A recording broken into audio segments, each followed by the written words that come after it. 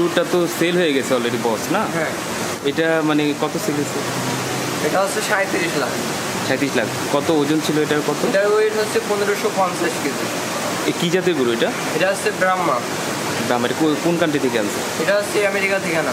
America থেকে আনা হয়েছে। আচ্ছা, তার মানে কি আপনাদের এই যে বড় গরু যেগুলো ওগুলো সবই ব্রাহ্মা জাতের?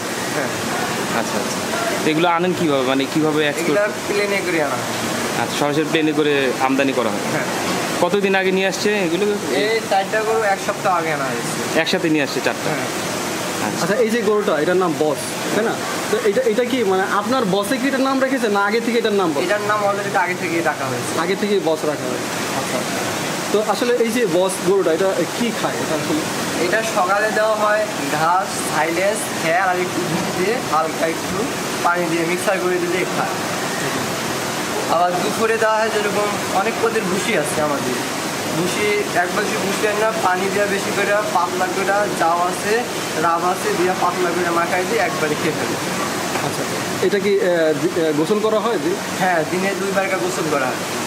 আর এছাড়া যেমন নিয়মিত এটাতে আলো বাতাস আছে, লাইট আছে, ফ্যান আছে, আরও যত্ন নেওয়া হয়। হ্যাঁ, আপনারা কতজন আছেন যে এই গরুগুলো যত্ন করার জন্য? আমরা এই জায়গায় মাত্র 2জন লোক আছে অলরেডি। আচ্ছা, দুজন। ঠিক আছে, আপনার নামটা একটু? আমার নাম মোহাম্মদ জান্নাত আলী। জান্নাত আলী।